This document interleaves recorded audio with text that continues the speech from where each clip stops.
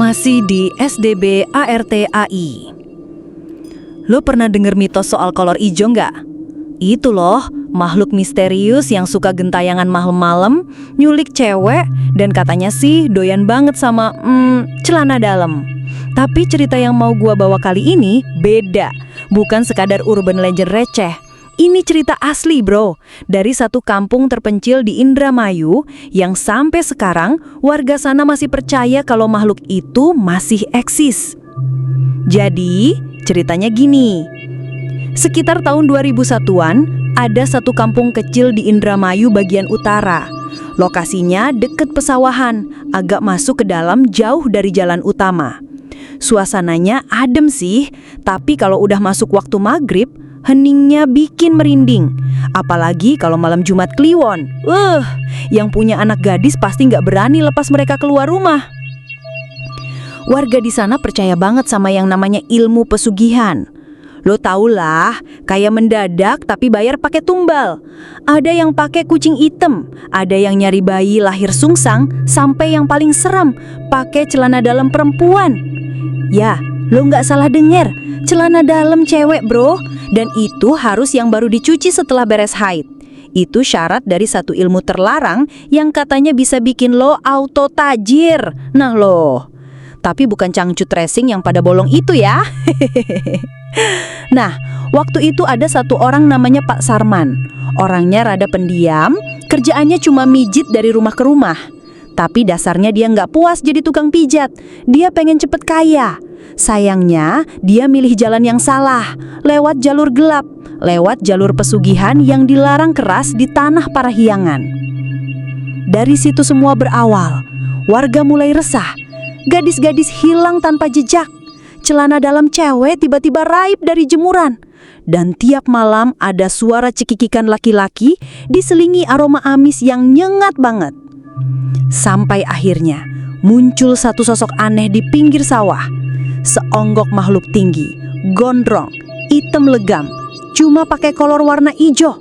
Matanya merah menyala, lidahnya menjulur panjang, dan katanya dia suka ngintilin cewek-cewek yang lagi haid atau tidur sendirian.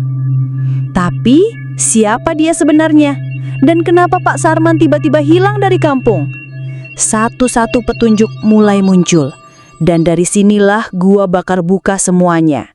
Kalau lo masih nganggap kolor ijo itu cuma lelucon, mending lo dengerin cerita ini sampai habis bro. Karena ini bukan cerita buat ditertawain. Ini cerita soal dendam, pesugihan gagal, dan harga mahal yang harus dibayar gara-gara keserakahan. Indramayu, tahun 2001. Di sebuah kampung sepi yang dikelilingi hamparan sawah dan rawa-rawa, hidup seorang lelaki tua bernama Sarman. Umur udah kepala 5, badan kurus, rambut ubanan, dan tiap hari kerjaannya cuma ngurut orang sakit. Bukan tukang urut profesional ya bro, dia tuh cuma belajar dari bapaknya, dan dari mulut ke mulut, warga kampung pada datang ke gubuknya buat minta tolong kalau keseleo, masuk angin, atau anak kecil rewel. Tapi ya lu tahu sendiri, tukang urut kampung dibayar seikhlasnya. Kadang dikasih rokok, kadang pisang, kadang cuma makasih aja ya Pak Sarman. Nggak ada yang peduli dia makan atau kagak. Sarman tinggal sendirian. Rumahnya kecil, berdinding bambu yang udah bolong-bolong, atap genteng bocor, dan tiap malam harus pakai lilin karena listrik sering putus. Istrinya udah lama meninggal, anak nggak punya. Kalau hujan deras, dia cuma duduk di pojokan rumah sambil meluk dengkul, nahan dingin dan lapar. Dan yang paling nyesek, omongan warga. Pak Sarman selalu dihina oleh warga. Mungkin karena dia miskin, gak guna, duda pula. Setiap lewat, anak-anak kampung pada ngeledekin. Warga pun males bantuin, anggap dia bawa sial. Sampai suatu malam, Pak Sarman duduk di bawah pohon jengkol belakang rumah. Matanya merah, kelaparan, dan tangannya gemetar. Dia baru aja diusir dari rumah Pak RT gara-gara mau pinjem duit. Malam itu dia ngerokok lintingan daun jagung terakhir yang dia punya. Dan dalam hati dia ngerasa hidup ini udah gak adil. Dia mulai mikir yang aneh-aneh, mulai nanya-nanya ke dirinya sendiri. Kenapa orang jahat bisa kaya? Kenapa orang males malah punya rumah gede? Apa saya harus jual diri ke setan biar bisa dihargain? Pak Sarman udah mulai aral tuh. Dan saat itulah benih kegelapan mulai tumbuh di hati Sarman. Besok paginya dia mulai cari info. Iseng-iseng tanya ke orang-orang tua di kampung sebelah sambil bercanda supaya nggak ketahuan niatnya. Sengaja mampir ke pasar malam buat ngobrol sama orang pintar. Bahkan sempat ke dukun urut yang udah pensiun. Satu nama yang muncul berulang kali, Gunung Walangkung. Katanya di sana ada jalur pesugihan kuno yang bisa kasih kekayaan instan asal berani bayar harga. Tapi nggak semua orang bisa pulang dari sana. Pak Sarman nggak peduli, dia udah nggak punya apa-apa untuk kehilangan. Hari itu pagi masih butek, kabut tipis nutupin sawah dan pohon-pohon jati yang berdiri jarang-jarang di pinggir kampung. Burung belum sempat nyanyi, ayam pun belum berani berkokok. Tapi Sarman udah jalan. Cuma bawa tas gembel lusuh, isinya rokok, korek, botol air, dan segepok daun sirih sisa orang urut kemarin. Jalannya pelan, tapi matanya beda. Gak ada ragu, gak ada takut, cuma ada satu hal di pikirannya. Kekayaan. Katanya, di balik Gunung Walangkung ada jalur gaib yang bisa ngerubah nasib siapapun yang berani datang. Bukan cuma tempat orang pesugihan, tapi juga tempat bersemayamnya makhluk penunggu tua yang dikenal dengan banyak nama. Salah satunya adalah si penjaga perjanjian.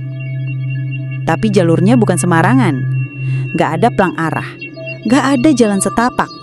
Dan yang paling penting, gak ada jalan pulang buat yang gak kuat iman. Pak Sarman jalan kaki dari kampung ke kaki gunung, ngelewatin sungai kecil, semak belukar, dan hutan kebo yang sepi banget. Di tengah jalan, dia sempat ketemu satu kakek misterius duduk di bawah pohon beringin gede. Kakek itu gak ngomong banyak, cuma lirih bilang, "Kalau kamu benar-benar mau ke atas, jangan lihat matanya dan siapin tumbal."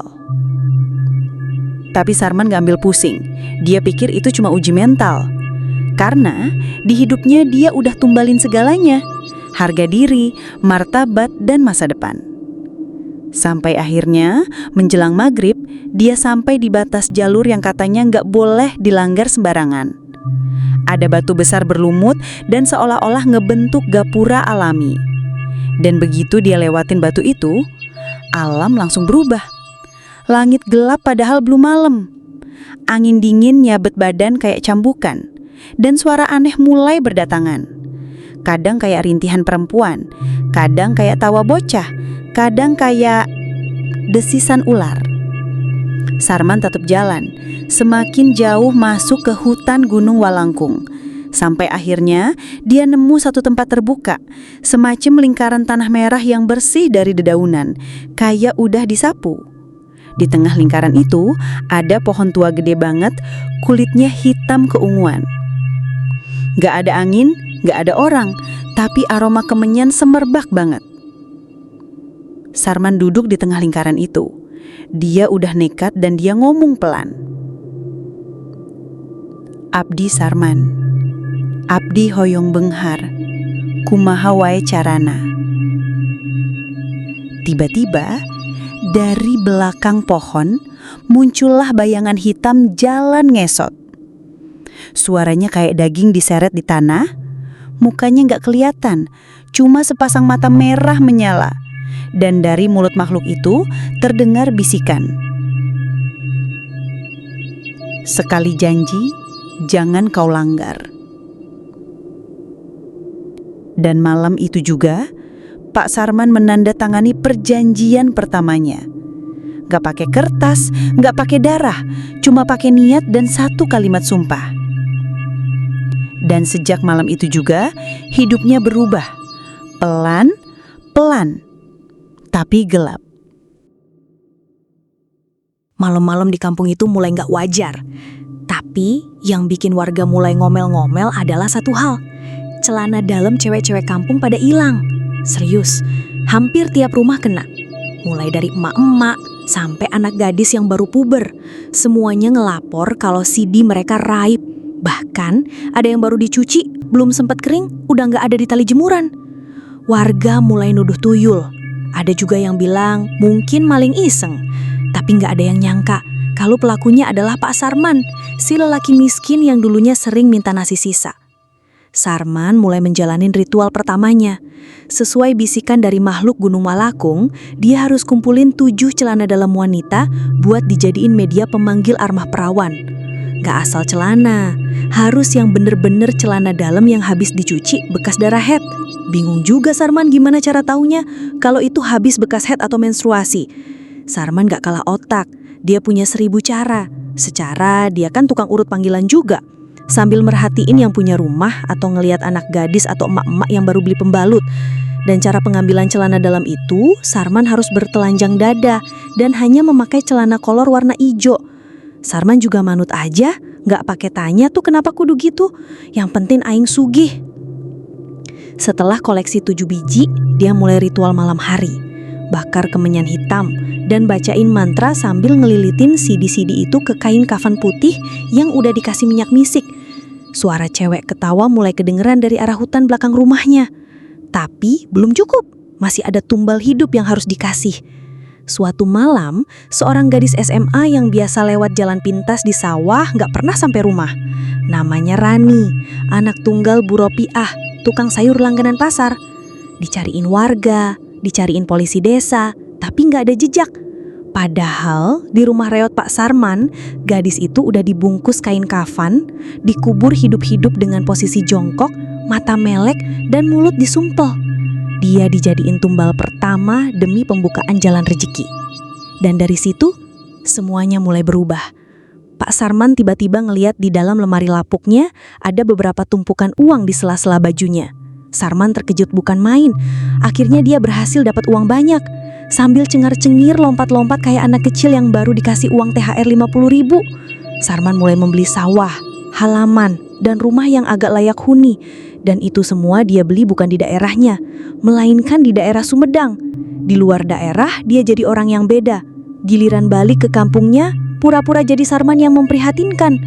Semua serba licik, semua serba halus. Gak ada yang boleh curiga. Tapi warga mulai gelisah.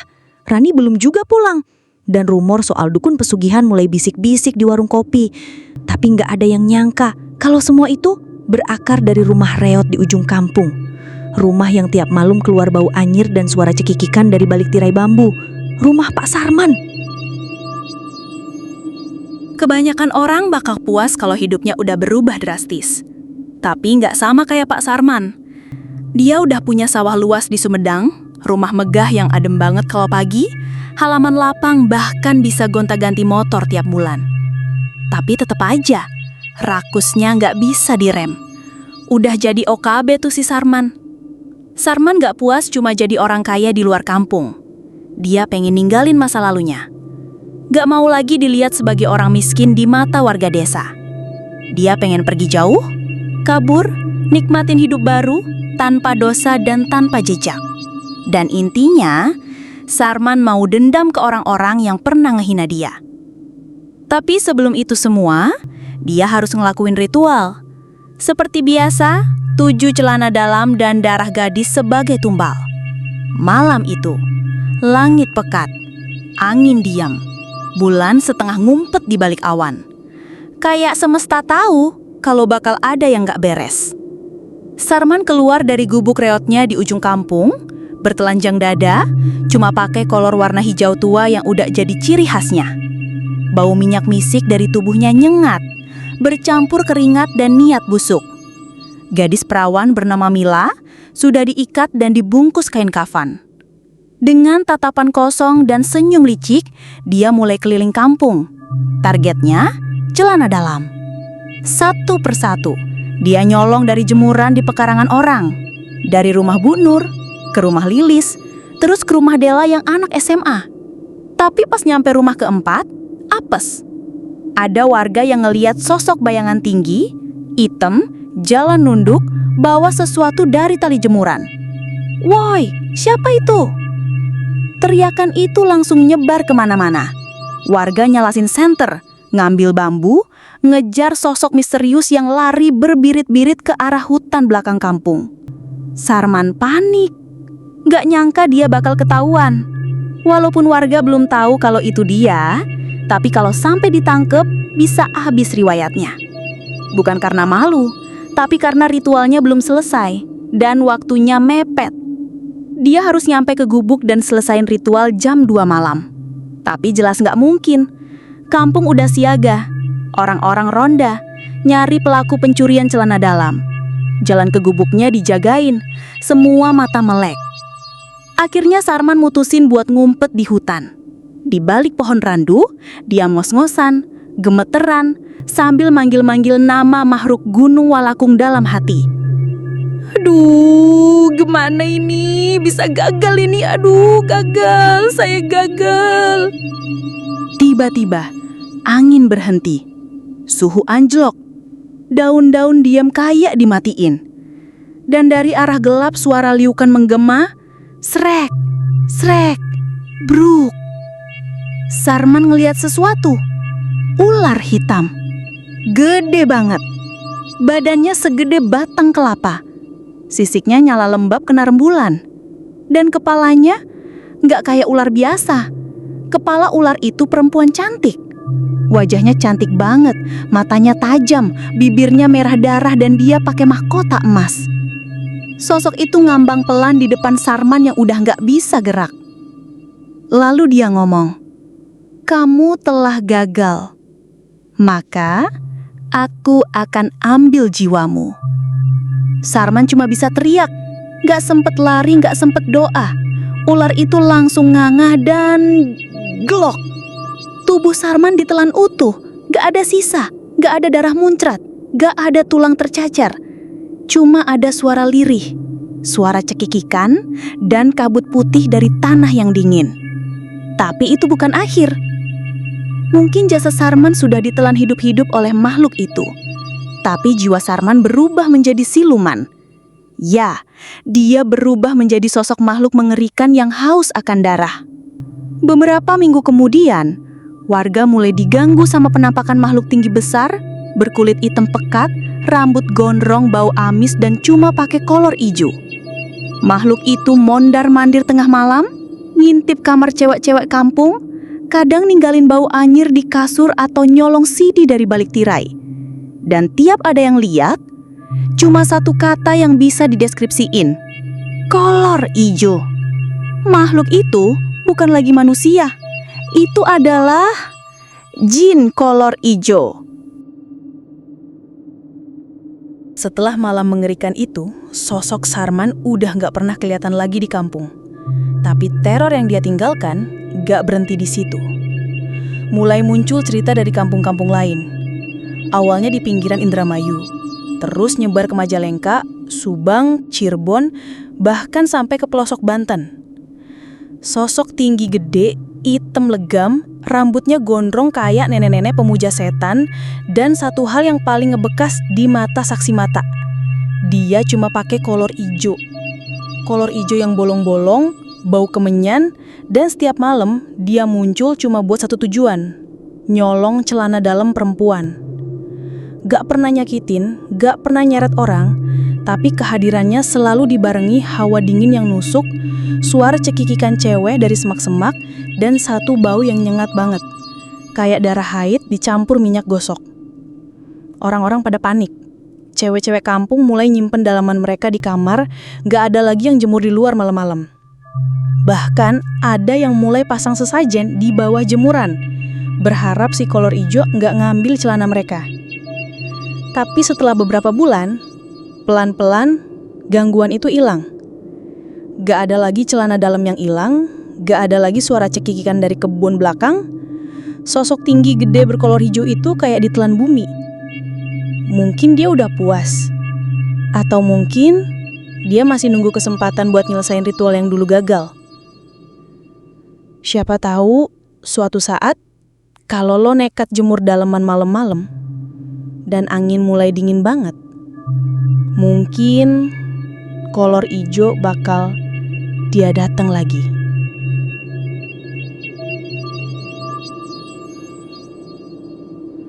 Kadang ambisi manusia buat cepet kaya bisa ngalahin akal sehat.